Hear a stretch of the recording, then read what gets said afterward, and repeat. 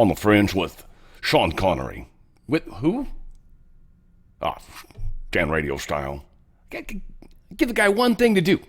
One thing. He gets it messed up. Whatever the hell. On the Fringe with Dan RadioStyle. Hope you guys are doing well. We got weird things going on in the world. I'm expecting possibly, I'm putting an energy on us paying attention to it so it doesn't happen, hopefully. We got a possibility with some black swan, but it's going to be, I don't think it's going to be more financial. I think it's going to be more like them trying to blame Russia for something. So be on the lookout for that. They're going to try to spin it. I don't think it's going to be successful, especially with us paying attention. I think the time is very close, and we'll get into some details on that. We've got a lot of information around everything that's going on right now. It's kind of one of the good things about tuning into On the Fringe. You should hit that thumbs up if you could. Please subscribe if you could as well. J.D. Vance, dude's got a sense of humor. I like that about him. I guess South Park has made fun of him, and he says, well, I finally made it, referencing the South Park, little teeny tiny J.D. Vance next to big giant Trump. It's pretty damn funny, and the fact that he's able to laugh about it, well, kudos is to there as well, I guess. This is just information that might help a lot of you guys. One of the reasons why people are frequently called, or will call you, a conspiracy theorist, or an anti-vaxxer, or climate denier, or far right, right? Like they got all these nicknames, right? Hate speech, terrorist, racist. All of these words are words that are meant to trigger a response. And most people kind of crawl inside it. It's a kill switch, is what they call it, a linguistic kill switch. If you want to sound famous, you want to throw down like a bitch and Scrabble word, right? Linguistic. I'm planning on adding kill switch to it later, right? Like it is a very interesting mechanism that happens in people. Being able to step past that, it actually takes work. It's taken me a long time, frankly. I've had the hardest time with the name calling thing for some reason. I don't know why. Shouldn't. Sticks and stones, right? But it seems when certain people, or when they come close to the truth, or, right, they're just certain things sometimes. And it's part of the process of kind of coming out of your cocoon, if you will. You got to break through that mold. Mr. Murdoch. What is his first name? Rupert. What a great name. What a cool first name, right? Rupert. It's like from money. Yes, please. Rupert, please. Like, I've never known a Rupert in my life. I didn't go to any crazy schools, though. I'm sure a lot of people out there are like, dude, oh, totally. My buddy Chad and Rupert, like, we hung out all over the place. Needless to say, Rupert Murdoch, he's agreed to provide regular health updates. Apparently, he can't make it to court for this Trump $10 billion lawsuit. This is the one that had to do with the love letter, essentially, that was written to Epstein for his birthday. And the fact that Murdoch pushed it anyways. I'm doubtful that Rupert was involved anyways. Probably his kids. Whatever. We'll see, again, how these things play out. The judge has basically agreed. He's like, yeah, you got to keep telling us what's up. Otherwise, this is going to happen. So we'll see how this plays out. The dude's 94. He's, I don't know, about as close to death as you can get without being dead, I think. Pretty close. Reasonably close. We got Trump donating his paycheck to the White House Historical Association. I like that he's using his paycheck now for something rather than just don't pay me. He's like, oh no, you can. I mean, you're not going to pay me, but we're going to take that money and donate it. So Trump donates his paycheck to the White House Historical Association. This is the renovation efforts for the ballroom construction. I mean, again, it's not supposedly $200 million is going into it, but he's throwing, $440,000 or $400,000 or whatever the heck the president gets. I think it's $400,000, something like that. Cool money. Donating. Like it, right? All right, so getting into the Texas fiasco. First off, grab a taco if you have a chance to. Second, we're now finding out that George Soros and good old skateboarding Beto O'Rourke apparently behind a lot of the funding for the Dems fleeing Texas over the GOP congressional map. Infamous donor. And, apparently, Powered by the People, PBP, founded by O'Rourke, has played a major role in supporting the roughly 50 Democrats who departed for New York and Illinois, paying the airfare, lodging, and helping with the $500 per day fines the lawmakers are going to face. Well, from that standpoint, and we're going to get there, but that's illegal. Not just illegal to provide illegal for them to receive. It's illegal. It's problematic very much. This is going to be beyond fun, I think. So the FBI is involved in the search. They're going to hunt him down. You know, Cornyn's thanking him. Cornyn's just trying to get some positive points. Don't forget, we don't like Cornyn. Cornyn's not going to ever make it through this. Cornyn, you do what you got to do. Otherwise, you're going to get even more annihilated. I'm surprised you're actually on our side in this case, but you are definitely somebody that's getting replaced. So don't get too comfortable in your kindness. But yes, FBI, thank you, FBI, for helping, says Cornyn. Pile of trash. Abbott says FBI is tracking down the Texas Democrats, which is fantabulous. But he also says some very other cool stuff in here. He just talked about how the DPS and FBI are tracking down these Democrats. Says, I don't see why the FBI would be involved in this at all. I mean, this is a Texas politics, and the FBI has no business trying to enforce Texas law. It's a good point. That was Richard Painter, whoever the hell that is. Let's see. FBI, yeah, where's the part? I thought there was a part in here. The only federal law that I think is being violated. Where's the one for the, there was one in here for the, that I thought the governor said. Tracking down these guys. Because there was a point, maybe it's something else. Yeah, here it is. Sorry. He launched an investigation into Beto O'Rourke's radical group for unlawfully funding runaway Democrats. He says any Democrat, this is Ken Paxton, any Democrat coward breaking the law by taking Beto bribe will be held accountable. He's already talked about how he was going to go after him, how he considered this bribery. I thought that was in the article. I thought it was in one of these articles. Maybe it's this guy. But still, I don't want to waste time trying to find it again. One of these articles talked about how Abbott was like, this is not legal. You're not allowed to do this, period. End of story. That's all there is. That's all she wrote. End of story. Yeah, I said that twice. Okay, whatever the hell. I'm done with that one. That story's killing me. More is coming. Friday's the deadline. They're expected to have to speak to like what's going on. They have to talk to the Supreme Court. Supreme Court gave until Friday to make a response.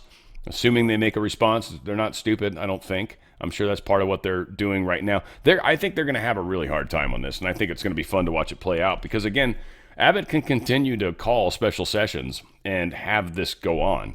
And they need to pass stuff, and it's just going to look worse and worse. This is absolutely going to be egg on the face of the Democrats. So, again, steps made in the right directions.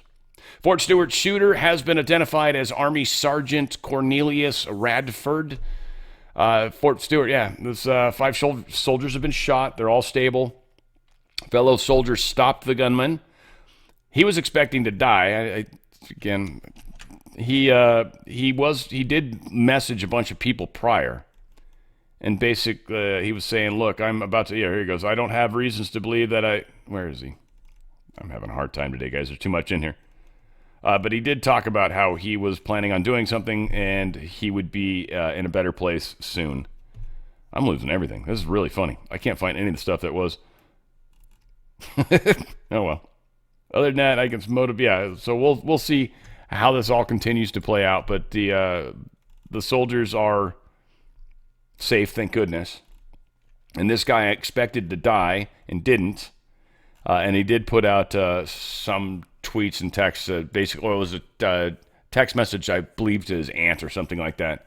Basically saying, I'm about to do something. It should make things better. It kind of had that sound to it, like, death by cop, if you will. And what is interesting, again, is I would wonder what his psychiatry status is or who his psychiatrist, what drugs. There's certain drugs or certain people, there's a combination maybe of the two that seem to be able to program people very specifically. Some of these things are a trip because like normal people don't just decide to go start shooting up stuff. Like that's just not, that's not normal behavior. Something's got to be really off. We've got this whole thing going on with the end of the war, possibly. What's profound about this is the last story. But right now, U.S. has made acceptable offer to Kremlin saying. So Yuri Ushakov, he's praised the talks between Vladimir Putin and U.S. Special Envoy Steve Witkoff. So we talked about how Witkoff went out there. We talked about that yesterday. Talked about how it went well, but again, joking. Every time we say that, then missiles fly into Ukraine. I don't actually recall seeing any attack stories today, oddly, now that I think about it. But this is an acceptable offer. The offer you've given us is one we can accept. Zelensky says it's time to end the war. So even Zelensky's on board, well, maybe, on board with, they can get some sort of false flag. We'll see. But this guy's like, he's got no other options. Nobody's got weapons to give him. People are claiming they do, but it's going to take 5 years for us to give you a replacement. So, all right, you want to go ahead and give up what little you got? Have at it. Otherwise, we don't have it to give. Sorry, I've got no square to spare, if you remember that Seinfeld episode. So Kremlin confirms that Trump and Putin will be meeting in the coming days. They've talked about how there is absolutely zero reason for them to meet, them two specifically, Trump and Putin, unless a deal is being signed. The fact that Trump and Putin are meeting means a deal is being signed. It implies, because like I said, I don't want to get ahead of it, that maybe there's a small temporary ceasefire, and that essentially Trump probably said something to the effect of, the borders you got now are cool. This war's got to stop. People are dying on a daily basis. We want to see elections. We want whatever, and we want to be a part of the rebuilding. I'm sure that's part of what Trump's dealio is. It'll be good for us, and we can help feel good about ourselves and rebuilding rebuilding them after we let them kill themselves, all of themselves, like generations of people in Ukraine are now dead. But that's cool, so long as we made a point. That was a fight for democracy or something or other. Anyway. Steve Bannon, not Steve Bannon, what's this dude's name? Peter Navaro, sorry. He made a point to call out George and Alex Soros for their involvement in the Russiagate conspiracy. I'm not quite sure why this is here. I guess, because it ties into the Russiagate. And I meant to sort of bridge in I think some of it is us publicly sort of apologizing because we've badmouthed Russia with the Russiagate stuff so much for 8, 12 years now, right? It's been brutal. So that's kind of got to get cleaned up a little bit too. So Peter Navarro's not necessarily talking about that. He's talking about the important part, which is the political scandal that's coming forward. But let's tie the two together in my little imaginary world, if you would, please. Now, let me just really shift gears radically because I want to talk a little bit about the Russia hoax, the Grassley report, and the Durham Annex, which came out last week. I had been working with Senator Grassley's office. I got to give him three cheers because he's been working relentlessly to get out the information about the Russia hoax. And here's what I want to say. I went to prison, as did Steve Bannon, for defending the Constitution. But there isn't a single person associated with the Russia hoax that's been held accountable. And the list is a long one. It goes Obama, Clinton, FBI Director Comey and other people worked there, like Page and Strzok. It involved the intelligence community and Brennan and Clapper, and the importance of the Durham Annex. Importance of the Durham Annex is that ties it all together and brings also in George Soros and his son Alex and the Open Society Foundation. And this is the most sophisticated political scandal that's ever been engineered. No one's been held accountable.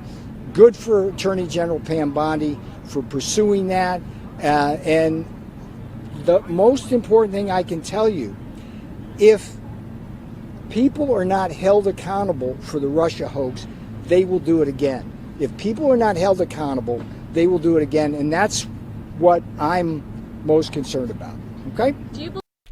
I like the fact that Peter's still involved in the administration. I think that says volumes about Peter and what he's involved with and who he is and integrity and how pissed he is. Trump wants to exclude illegal migrants from the next census. He's putting this all together right now. Truth out. I have instructed our Department of Commerce to immediately begin work on a new and highly accurate census based on modern-day facts and figures and, importantly, using the results and information gained from the presidential election of 2024. People who are in our country illegally will not be counted in the census. Thank you for your attention to this matter. I love how he finishes it off that way. Stephen Miller revealing that Democrats got 20 to 30 House seats because they were counting illegal. Illinois, Chicago, New York, Massachusetts.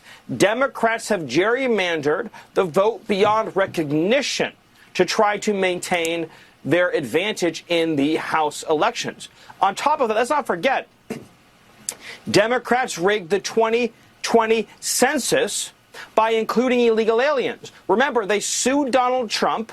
They sued the administration. They fought tooth and nail to include illegal aliens in the census. 20 to 30 of House Democrat seats wouldn't exist but for illegal aliens. Texas is taking just a small corrective step against this ocean of fraud, this ocean of abuse by the corrupt Democrat Party, Sean. Yeah, it is. It's coming to the surface. I guess this is like the governor of Massachusetts, Governor Mora Healey. This is a very interesting picture of her, I guess, that they chose to use. Makes me laugh. A lot of things want to come out of my mouth right now, but I'm going to try to be nice. But the Democrat to performatively threaten retaliatory redistricting in the state that invented gerrymandering. The state that invented gerrymandering is threatening to gerrymander further because of what they call gerrymandering happening in Texas, even though Illinois is heavily gerrymandered, New York's gerrymandered, Massachusetts invented it. Everybody does it. Everybody does it. Whoever controls the state generally tries to spin it in their advantage. Welcome to politics. Hello. It's all right when they do it, not all right when we do it. Seattle Democrat mayor, progressive activists are the top primary finishers. Yeah, so Seattle's Portland now. This is so sad. So sad. Just a place I spent a lot of time as a youngin' hanging out. And, yeah, it's a bummer. Bummer that Seattle has fallen so far. The two people are very progressive that are neck and neck, 46% and 45%. So, yeah, two very progressive people. One more city we've lost, it seems. We'll see how it all plays out in the big picture, but these are the cities that have burned and will likely continue. Portland, are we ever surprised when they're throwing Molotov cocktails? No. Seattle, we surprised? No. Chicago? No. Right? New York? Little. But it does happen.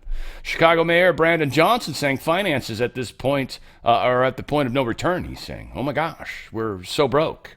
What, super blue state? Really? Broke? Huh.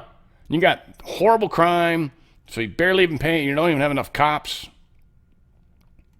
You guys got dangerous cities, streets, like nothing's working properly in your whole thing, right? Your whole city and state. You guys gerrymander, by the way, just saying. And see how well it's working. Chicago's facing a disastrous $1.1 billion deficit. A lot of this, too, is U.S. aid funding. Trust me, a lot of this stuff. U.S. aid funding, direct payments from the federal government that are no longer happening. Some of this is resistance to the DEI stuff and the Title IX and all that crap. So, again, there's a lot of things that are coming together here, and we're seeing it play out. So, again, things are happening at the speed they're happening. A lot of things kind of have to play out, right? Got some good election information here. Got a federal court in Oregon that ruled that its lawsuit filed on behalf of Judicial Watch, the Constitution Party of Oregon, and two registered voters to force the cleanup of Oregon's voter rolls may proceed. So they're moving forward with that. That's fantastic. Again, the voter rolls is going to be a big deal going into this next election. That's going to shave off a lot of the BS that the deep state wanted to use. Then when we go to paper ballots and likely ID to vote in the federal election, they will have no real way to be able to mess with this. It's going to be a tough one. Let's put it that way. At least it's going to be really tough for them to amass enough cheating to be able to pull it off. Sure, they'll be able to create some fake driver's licenses and stuff like that. They've already got a bunch of them. Hopefully we know who those are. Again, I want to remind you guys, MyPillow, they gave us a sweet sale. Had the cool, 17, 18 minutes of Mike Lindell yesterday. A lot of fun.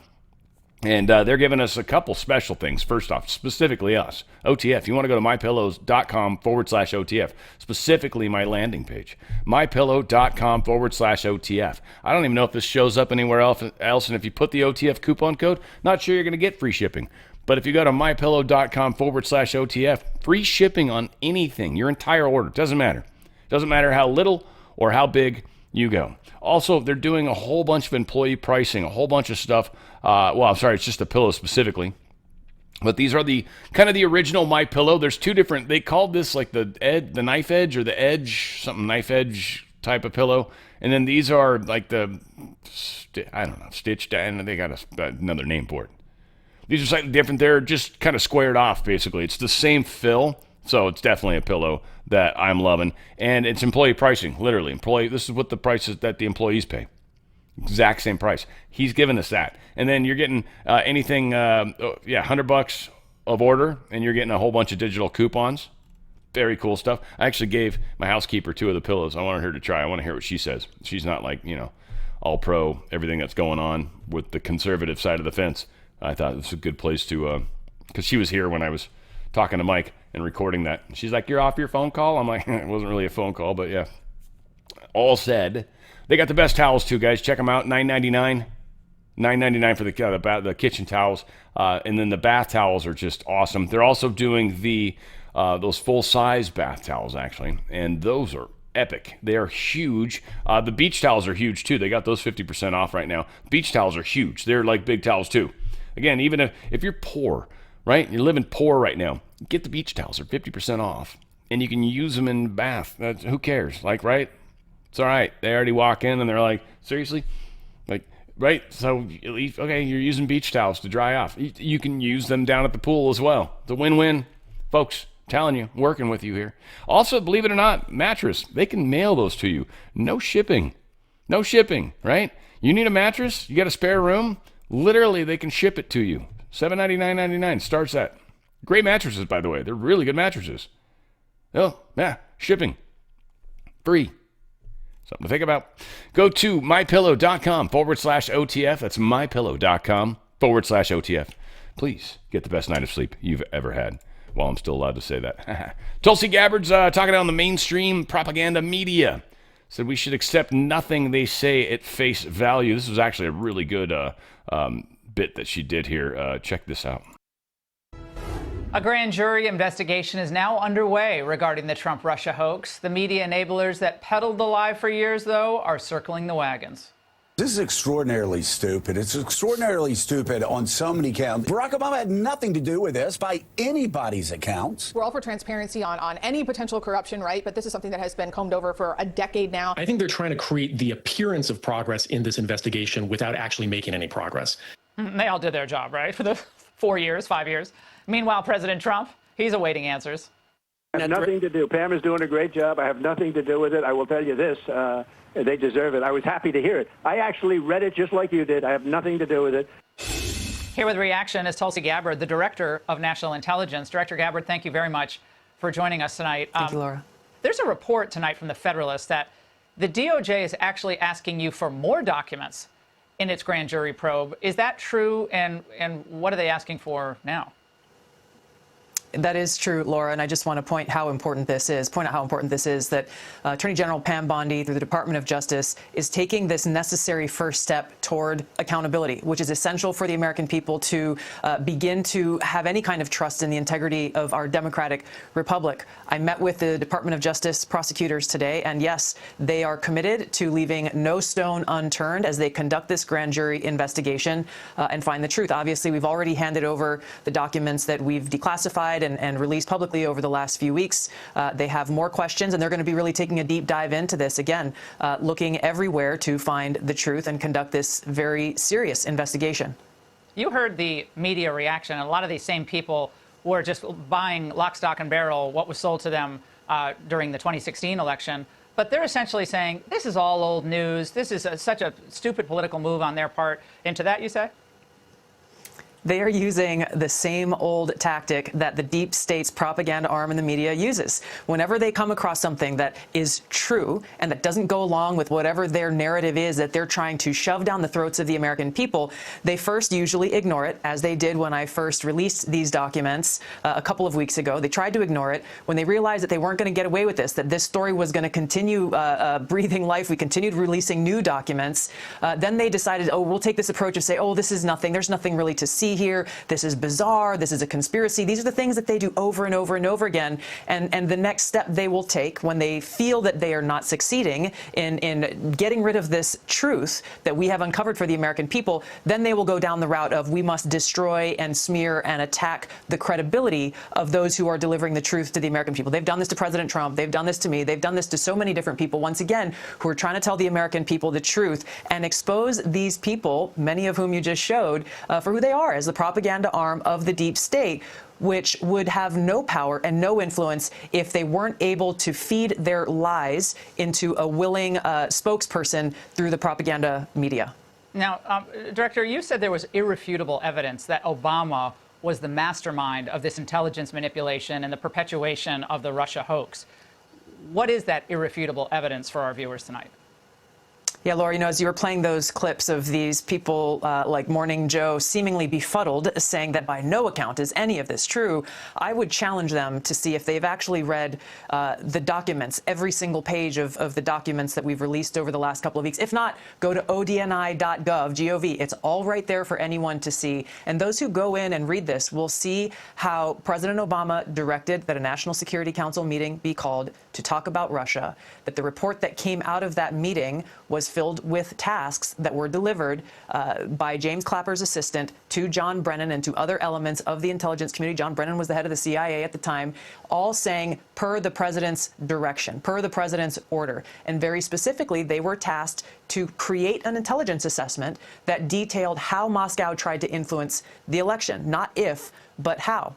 And this was the beginning of this manufactured intelligence assessment where they knowingly wrote things in this assessment that were false, and they knew they were false. They knew that they were basing it on discredited intelligence or documents like the Steele dossier that was politically motivated and that they knew was false. And this was how they came up with the Russia hoax that was then weaponized and used to try to delegitimize the president, President Trump, and to try to ultimately enact this years-long coup throughout his entire 4 years of his first administration.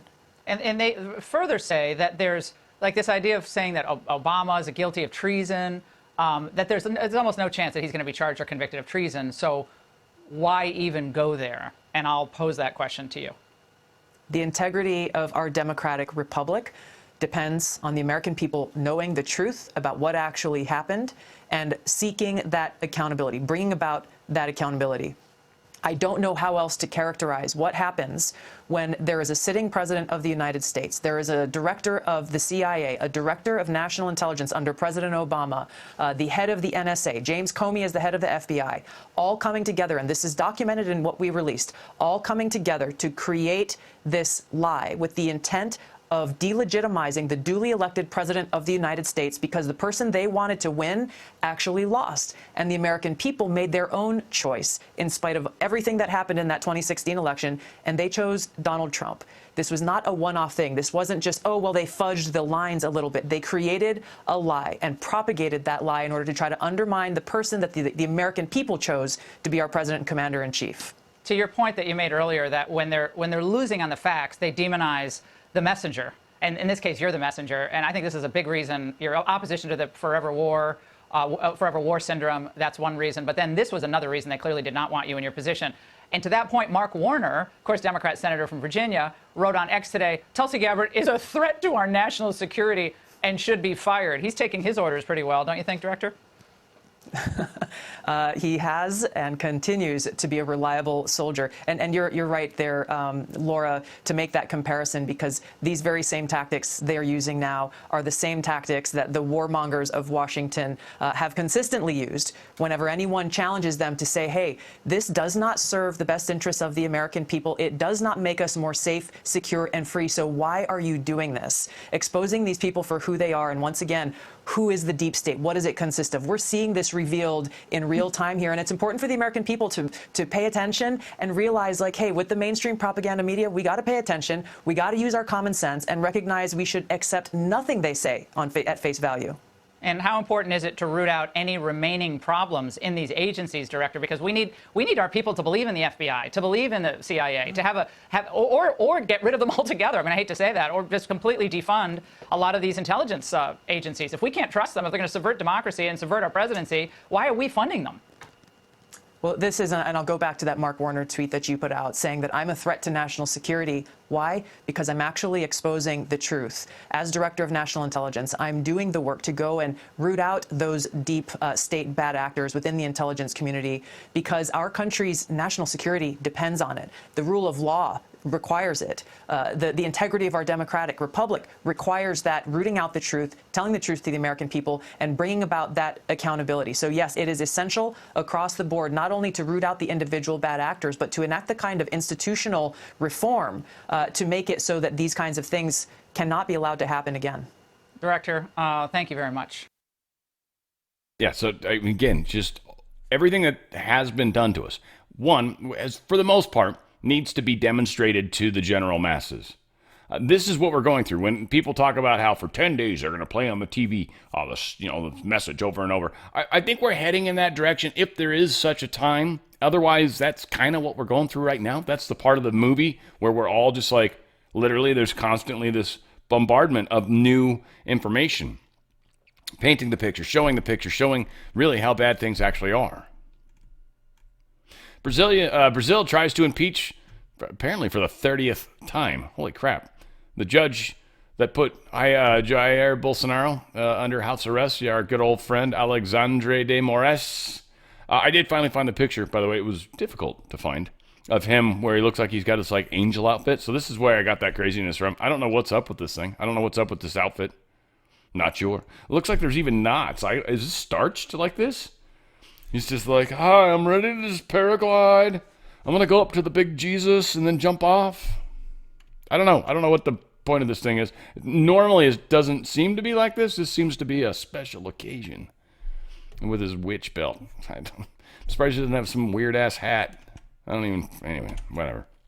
Nothing makes sense to me ever. Donald Trump talks about the Epstein's files being total bullshit. Vice President Vance hosting a gathering this evening to talk about how to respond to the Epstein situation? Is he working on what? Is he hosting some kind of gathering of top advisors this evening to talk about how to respond to the Epstein situation? I don't know. I could ask you that question. I don't know of it, but I think here's the man right here. I saw it reported today, and it's completely fake news. We're not meeting to talk about the Epstein situation, and I think the reporter who reported it needs to get better sources. Look, the whole thing is a hoax. It's put out by the Democrats because we've had the most successful 6 months in the history of our country, and that's just a way of trying to divert attention to something that's total bullshit. Okay? Yeah, please. A new Gallup poll said, "Make cussing great again." Thank you, Donald Trump. Thank you, all these people out there that can't. He said a cuss word. My child. Your child hears you cuss all the time. Please. Now, there are a few of you that don't. I'm quite sure. I've met people. It trips me out. Always does. It's like, what? You don't cuss at all. And then you hang out with them for a while, and you're like, nah, you really don't. You never cuss. Holy daggum. Supremes are going to consider the legality of race-based districts and a possible boon to GOP redistricting efforts. So this is funny. This is where we're tricking them, I think. Because right now the Democrats are running down this where you can't base stuff off, because they're pissed at Texas. You can't base stuff off of race. Because right now Texas is carving out 4 of the 5 areas are going to be just strictly Hispanic. And what it's going to show is that they're overwhelmingly Republican. And what that's going to demonstrate, and it's going to help with, is the actual real numbers of how Hispanics as a group feel about the crazy progressive radical stuff that the left is doing. And the left thinks they've got everybody that's a minority, everybody that's weird, everybody that's whatever, right? Whatever alphabet letter you want, right? If you got special pronouns, whatever the shizzle your thing is, okay. But there's There's not that many of them. There's way more of us. And when they let us count the numbers properly, they'll find that. And in fact, the black community is starting to split pretty hard right now. It's mostly the men, because men have just been bastardized heavily. And then in the black community, I think there's a bit of a fight going on there. It's part of the family problem, I think, that exists. There's many that have tried to work on that problem from within, and certainly not my place by any stretch of the imagination. So the Supremes are going to look into this idea that is it legal to redraw these maps based off of racial reasons. Now, the fighting of this, again, is, it's racial. That's not fair. The Voting Rights Act was passed during the Civil Rights era to combat rampant discrimination against black Americans in the South in voting laws. Section 2 prohibits, and this is important, prohibits race-based discrimination in state voting laws. It prohibits race-based discrimination. Discrimination by race. Well, that's not necessarily drawn out an area for Hispanic culture, right? Like how is that discrimination? You're not discriminating, you're highlighting to agree, aren't you? Now again, it's an interesting argument. They've got to come from this side too, which I think I hopefully highlighted. That one I found. This one will be trickier now that I see that the highlight didn't stick. But there is the Voter Rights Act suggests several factors. Court is determining. Where is it? Oh, it sucks so bad.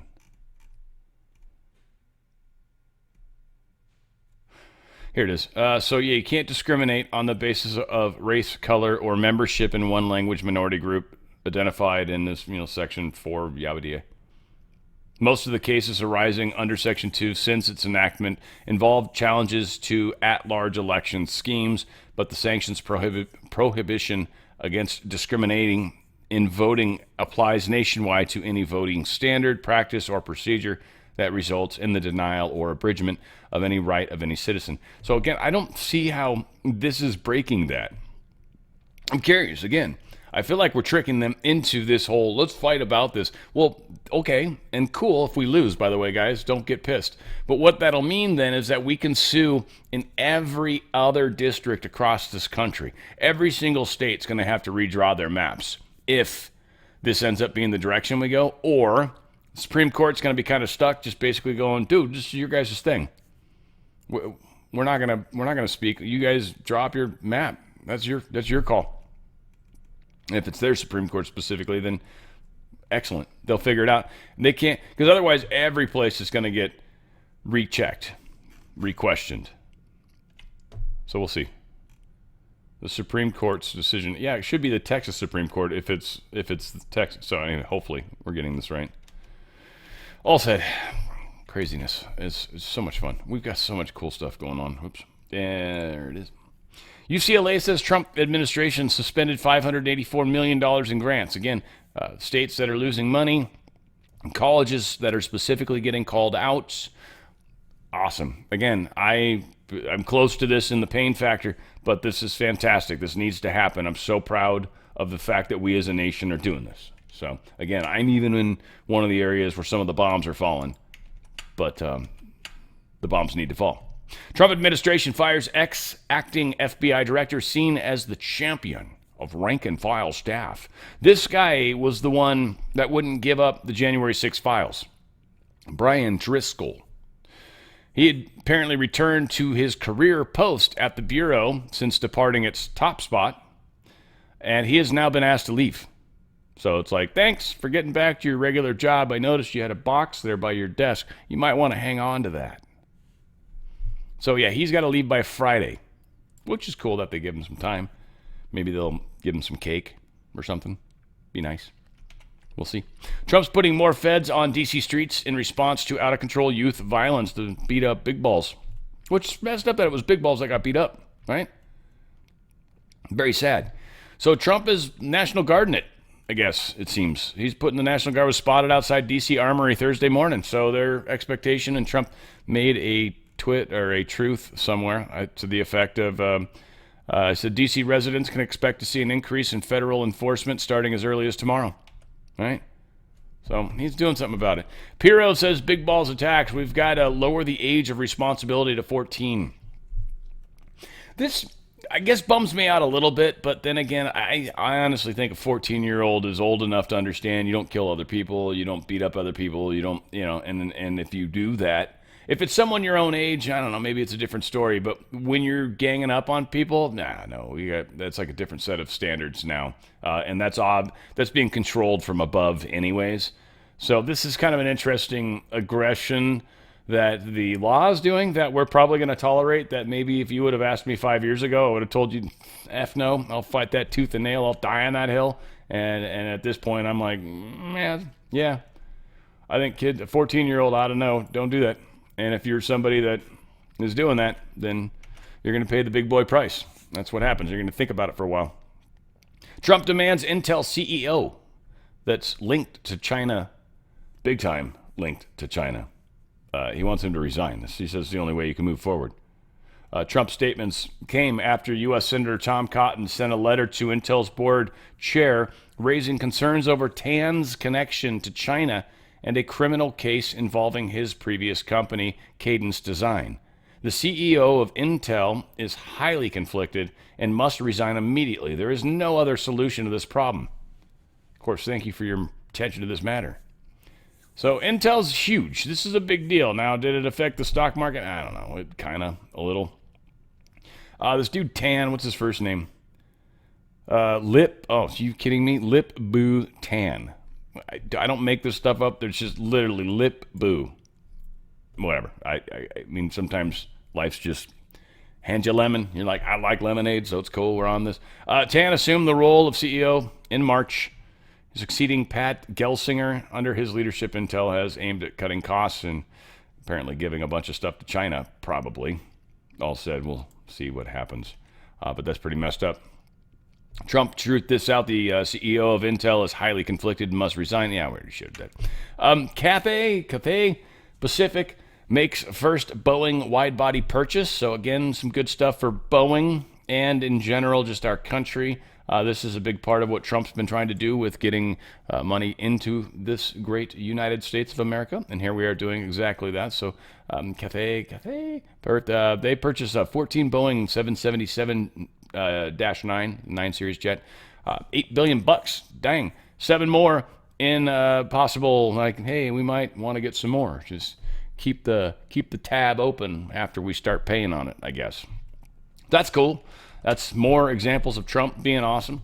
Apparently, Schumer showed up and was trying to, talk to Trump, make a deal. First off, Schumer sucks at making a deal. Second off, he's got nothing to deal with. Trump knows that. Trump's hold all the cards, every one of the cards. It's like, Schumer, you've got no cards, 0 cards. I know you've got 0. I just wanted to point out this picture because it's kind of funny. You see his foot? That's not good. Okay, normal people don't walk like this. Dude's got a hip problem or some shit. That's not cool. It's jacking you up, buddy. Schumer, if you're watching this, dude, walk normal. Get that foot straightened out, man. You're causing damage. I know you're like 100, so how much am I really going to help you at this point in your life? I'm just saying. You're retarded. That's all. I mean, we can get you help. Yeah, Trump kicked him out. Nothing. They didn't have anything. Nothing came from it. Donald Trump truthed this out. Reciprocal tariffs take effect at midnight tonight. He truthed this yesterday. So today, reciprocal tariffs went into effect. Billions of dollars, largely from countries that have taken advantage of the United States for many years, laughing all the way. Ha, ha, ha, ha. Bells of bobtails ring. Anyway, will start flowing into the USA. The only thing that can stop America's greatness would be the radical left court that wants to see our country fail. That's pretty awesome. It's funny with the stock market, right? Because it's not, it had a down day, but it's not bad. Like, right? But the tariffs. But nothing has happened that they've said were going to happen with the tariffs. Howard Lutnick was talking about a $50 billion a month of tariff money coming in, what it's going to do for this country. Just some stuff. Check it out. Last month, it averaged just over $30 billion. And as of last night, midnight, the tariffs went up. I think we're going to be heading towards $50 billion a month in tariff revenue that no one's talked about except for the president. So think about $50 billion a month, and that's where we are now. And then you're going to get the semiconductors, you're going to get pharmaceuticals, you're going to get all sorts of additional tariff money coming in. And as the president says, this could continue to head towards and ultimately reach $1 trillion. I mean, these are amazing numbers for the United States of America, and no one's retaliating. Everybody understands you've got to sell to the American consumer. The American consumer is the most powerful factor in the earth for the economy, and Donald Trump is harnessing it for the benefit of the American people. What can you tell us about this 40% transshipment levy? So the idea is, you know, it's one thing to set a tariff. So we set a tariff on Vietnam of 20%, but that's for Vietnamese goods. If some other country, let's say China, wants to send things to Vietnam and have Vietnam then sell them to America, that comes with 40%. So if China wants to send stuff to America, let's just do it through China. Let's stop this nonsense of sending it through other countries. So that's the idea, which is if it's your country, you pay your tariff, and if it actually has significant content, like 30% from any other country, then it should be taxed at that other country's tariff. Yeah. And that's a higher tariff, obviously. And so that, I like this guy. I like everybody in the, well, pretty much everybody. I think everybody in the Trump administration. These guys are rock stars, man. India's Modi remains defiant in the face of Trump's 50% tariff.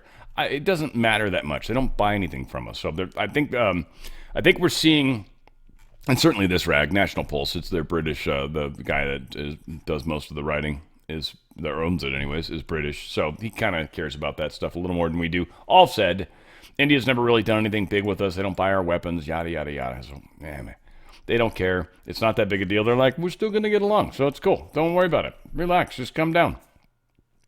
Trump's going to allow crypto and other things in 401 retirement plans for U.S. workers. The White House released this today. This is actually pretty sweet, assuming I can find the spot. So, yeah, once this is implemented, let's see, Americans are going to be able to do digital assets in their 401ks, as well as, there it is. This is the part I wanted. Alternative assets they want to be able to add into these in defined contribution plans, which is 401k, including digital assets, which hasn't been defined yet, but they're talking about it. Also, private equity and real estate, which is super cool, by the way. So the 401k, I mean, I know a lot of people are like, it's Bitcoin. Yeah, totally. But real estate, that's pretty rad. Like, that'd be fun to be able to wrap real estate up into a 401k also. So again, this is an interesting idea of expanding this. And yeah, people are excited about the crypto part. Bank of England cut their rates. They had to vote twice on it, which is apparently, I don't think, ever happened. They're saying it's the first time they've required a second round of voting. That's kind of weird. But they did cut it by 1/4 point to 4%. So this is the Bank of England. Everyone's cutting rates except too late Powell, of course. All right, let's see where we're at right now. It should be reasonably up to date. So again, it's funny, right?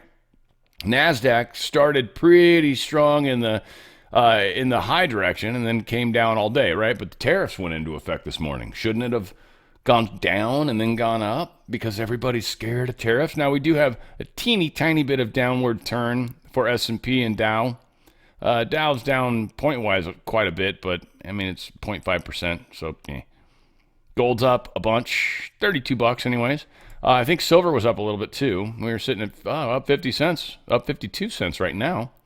Silver's at 38.4. That's pretty freaking awesome. So, again, that means the dollar's losing value. It's not necessarily a good thing. I just, again, want to remind you guys, if you've got a 401k or an IRA, they're working on giving you better options. But I'll tell you what, protection is what precious metals does. And protection is, in this case, what you need. We're going to go to a new currency, most likely. Again, Goldco's not going to necessarily agree with this. They help you do this tax-free, penalty-free. They're going to give you up to 10% free silver. They're going to give you all sorts of cool stuff, right? Like maybe even the collector's coin, a whole bunch of cool stuff. what you're going to have is peace of mind. What you're going to have is not having to worry about all the crazy radicalness that's going to be going on in the stock market. Again, we're not happy with the Fed. Fed needs to sort of be dealt with. Now, they're maybe going to get subsumed into the Treasury. Again, how this plays out, we don't know. It could be radical, could cause major bad stock day. Doesn't have to. There's got to be something, I think, that catches people's attention. But, how this plays out, what having precious metals does is you don't worry about it. And then when we finally get to the new world, the new place, the new whatever, right? Then the treasury notes that are going to be backed by precious metals, you just take your precious metals that you currently have and just, boom, straight into treasury note. It's already ready to go. It's already in the thing that's backing it. You're already taking that big step. Go to drslikesgold.com, drslikesgold.com. Get out of that system while you can. Probably the best prices we're going to be seeing. I mean, there's talk. October, again, there's a lot of talk. Price of silver going 50 and higher. Talk of gold breaking 5. There's just talk. So I think there's still a lot of funkiness baked in. And this might be a good time to consider getting the process going. It's not something that just happens in 4 seconds. Takes a couple minutes. So this is the best company to do it. They got the best customer service you'll ever deal with. Some of the nicest, sweetest people I've ever had the privilege of dealing with. I love the group that I get to work with over there. Beautiful people. Go to drslikesgold.com, drslikesgold.com, drslikesgold.com. Get out of that system before they get out of you.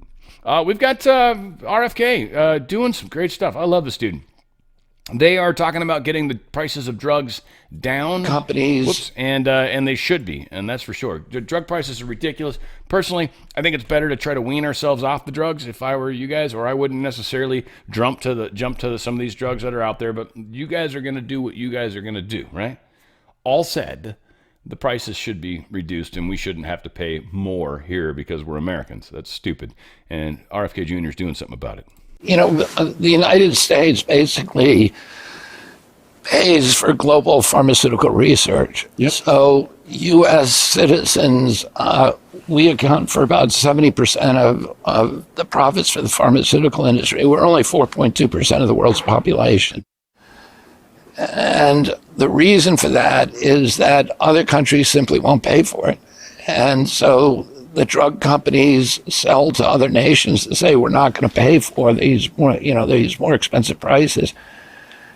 And what we've now told the drug companies is whatever the lowest price that you're paying in any other nation, that's what you're going to charge here. And there's ways that we can do that. The way that we can do this is that most of the drugs that are purchased in this country are purchased by Medicaid and Medicare. These are government programs, so we can tell the drug companies we're not going to pay anymore. But we also want them to lower the price for the private market. And we have other tools for getting them to do that. We're trying to get them to volunteer to do that. And maybe you got to push a little further and a little stronger. Are you facing some sort of it's not resistance from Big Pharma particularly? Well, of course. You can get Ozempic, for example, in this country. I think the list price is $1,300 a month. And in London, you can buy the exact same drug that's made in the same factory in New Jersey for $88 a month.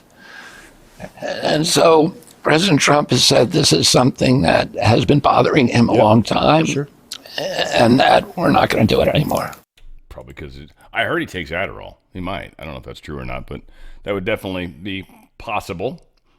But yes, then we should be paying the same price. RFK Jr.'s food revolution is going to begin next month, apparently, too. He does talk about how he hopes to see all the states involved in this, but this essentially is not allowing junk food on the SNAP program, right? And again, when they started allowing them to buy like McDonald's and stuff, that really bothered me. And I get it. Like I get the arguments anyways. I don't necessarily agree with them, but pushing people to easy, less healthy alternatives to me is just a bad idea, right? Like you're trying to do something, quote unquote, to help people that are in need. Well, help them in a good way. Don't just give them shit food, right? Like give them something that is good. And allowing them to buy shit food is, I don't know if that's necessarily cool. Just because it's maybe easier doesn't mean you should let them do it. Why don't we let them buy alcohol? Because we know what would happen in a lot of cases, right? So he says he hopes to see all 50 states. We'll see. We'll see if they can keep pushing that, make it happen.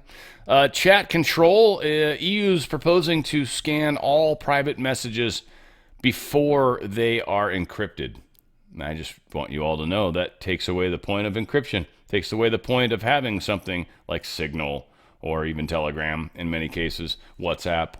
They don't want to have any encryption. They want to be able to get in on that encryption. Now, this is something that is, I think, going to be optioned for certain countries, because to have access to all, like, America's stuff, too, because you in Europe decide that you should be able to see everything. And it's like, no, you are allowed to see stuff for your people, sure, maybe. I mean, even that, I think, I'm hoping Trump has a war with these people at some point over this. This will be very interesting, how we play that game. Trade is going to be part of that, possibly, right? But we'll see. We'll just constantly threaten, we'll raise tariffs, like, which is bad for them. Trump is set to announce the initial deal to end the conflict between Azerbaijan and Armenia. They're fighting. I didn't even know they started fighting, frankly, folks. This snuck up on me a little bit. I'll be honest. The war is over, though, apparently. That part's good, so it's maybe been going on. Azerbaijan's president, he and the Armenia prime minister, those two people, I'm not going to say their names because, I want to give them respect.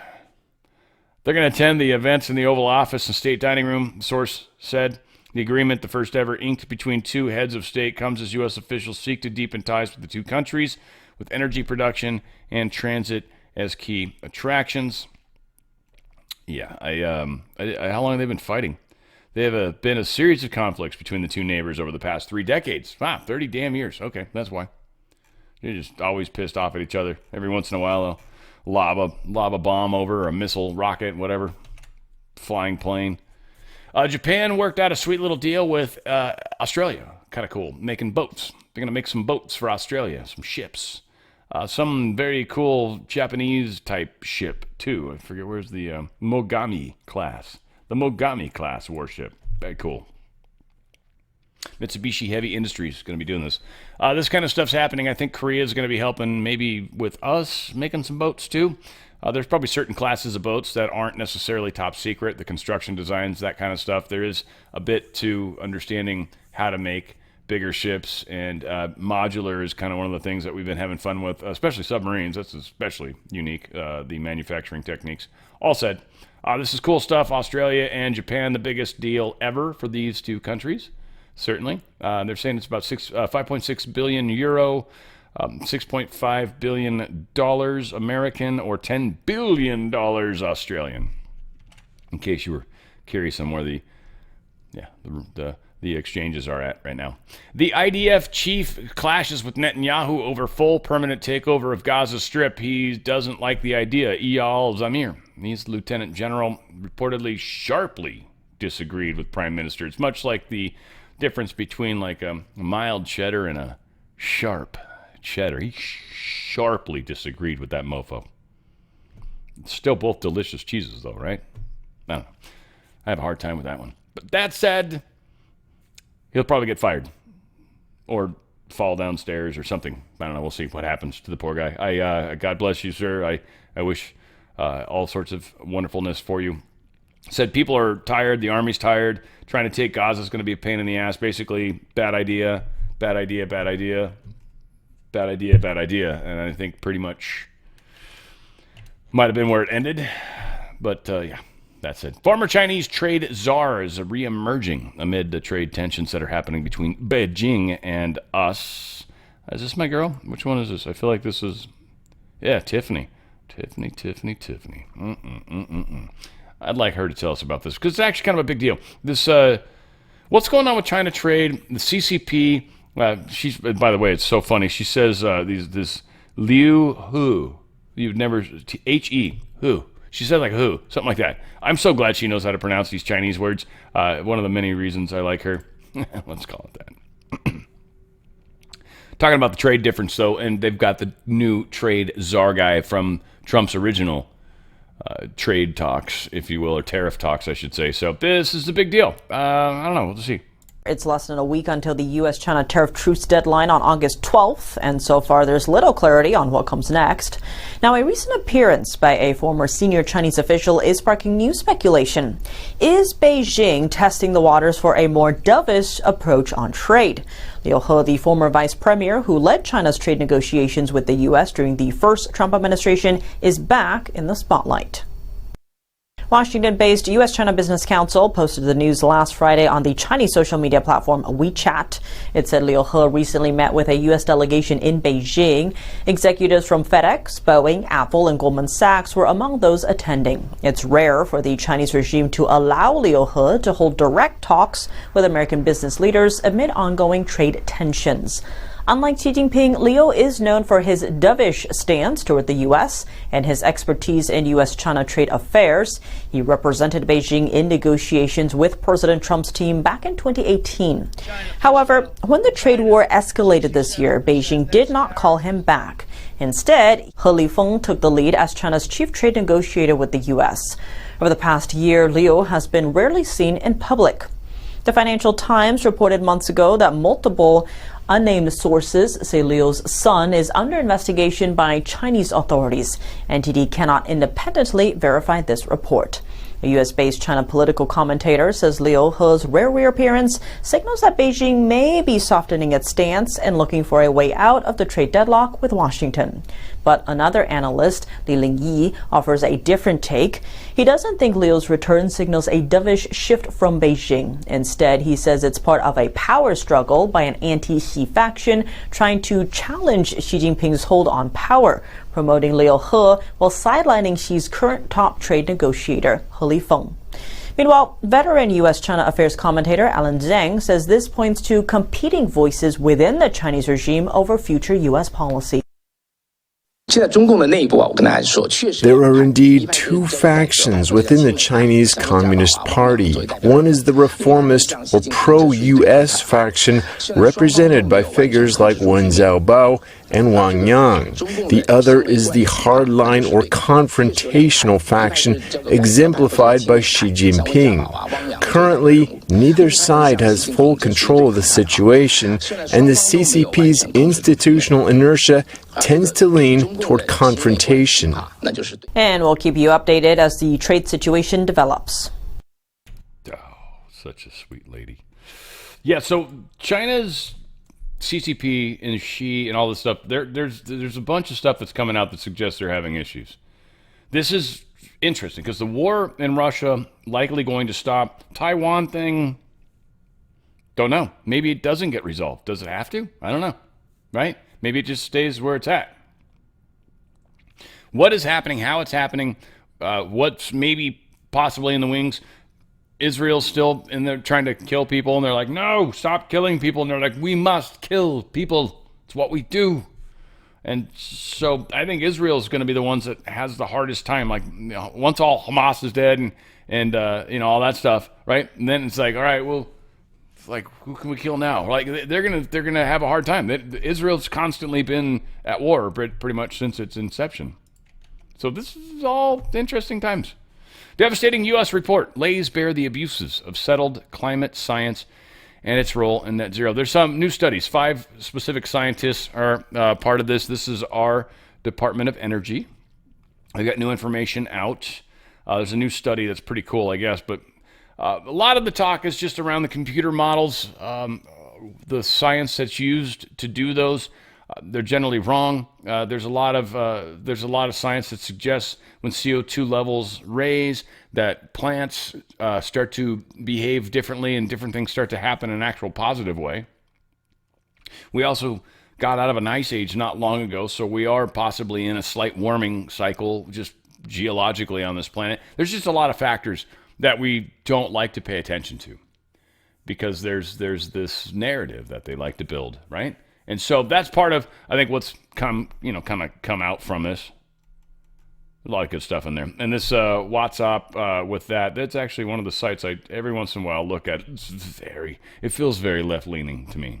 Every time I read it, it feels very left-leaning. But they do pull out some really good climate stuff that is useful.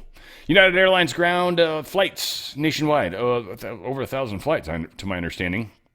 They had a technology issue, but it wasn't hacking, they say. No, it wasn't that. We don't know what it was. It just wasn't hacking. It wasn't that for sure. Don't know what it was, but it definitely wasn't hacking. Right? Because we don't know what it is, but we know what it's not. I hope that sounds as ridiculous to you as it did to me. Meta WhatsApp, it closes 7 million accounts linked to scams. Go figure. They had a bunch of crap accounts on WhatsApp. Apparently 6.8 million. They rounded up. Whatever. But yeah, criminal scammers. So yeah, WhatsApp, not a big fan, obviously. You guys know me. Jeff Bezos' dream just got one step closer to becoming reality. Transportation Secretary Sean P. Duffy revealed the plan. Has to do with drones.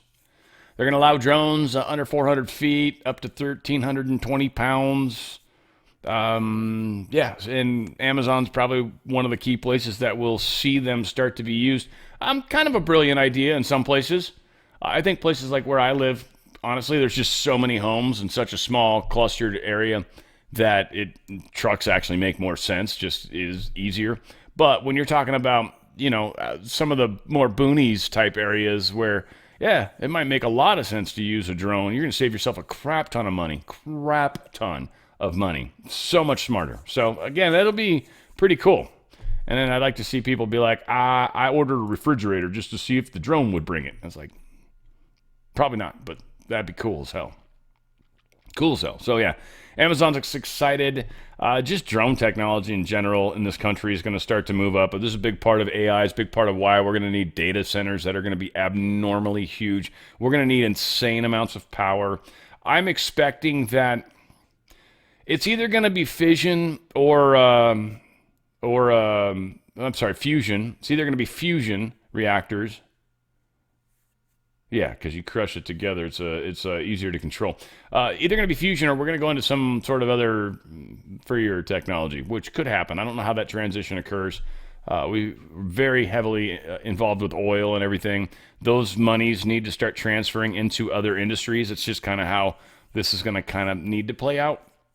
So how that transition and how quickly it happens and how that occurs is going to be very, very interesting. All said, we're, I think, moving in that direction for sure. Stuck astronauts. You guys remember those two people that got stuck up there because Boeing couldn't get them back, the Starliner, unfortunately. Poor Boeing. They were up there 9 months, supposed to be 9 days or something like that. And all said, the dude, Butch Wilmore, he's departed NASA. He's retired. He's all, I don't know. They don't say. Kind of makes me wonder, if he's maybe a little jacked up. Going up there and not expecting to be up there that long, it's really hard on the body, so they say. Zero gravity, or at least being in constant free fall, which is really what you're in. It's not really zero gravity per se, but let's not get lost in the weeds. A lot's happening. I've got Great Law of One show coming up here in a little bit. I think 37, 38 are the episodes. 37's kind of interesting. It's just one of those ones where the dude talks for a bit, trying to understand how he should put his book out. I still find some of that information fascinating, but there is one killer question in 37 at the very, very end that's pretty sweet, and then 38's got some juice in there. So we're going to have some fun with that. I hope you guys enjoy. It's going to be 3 p.m. Pacific, 6 p.m. Eastern, and look forward to seeing you guys, or if not, check it out afterwards. I've done a bunch of them. I do 2 episodes every time. We're at 37, 38, so quick math. I think I've done 19 episodes thus far. Sounds right? Something like that. All said, got music coming up too, doing the Beatles, a.k.a. 4 for Friday, so I'm splitting them up into their own little category and then playing some Beatles, and it's going to be fun. It's going to be a good time. I hope you guys join me for that as well, 3 p.m. Pacific, 6 p.m. Eastern on Friday. And we'll be doing that live. Again, you can listen to it afterwards. So it's always fun. The music's great. I've been listening to last week's show for a little while now. It's some of my favorite songs, so I've been loving that one. That one's freaking awesome, especially on the bike. I can hear it really well, too, which is fantastic. All set. I love you guys. We got a lot going on. We're going to keep doing it. We're going to keep, even Sean's going to be involved every once in a while. Yeah, maybe. I don't know. He effed up the front, but we'll see what happens. All set. I love it. Thank you guys for doing the ripples with me. Couldn't do it without you guys. Where we go one, we go all. It's on the Fringe with Dan Radio Style.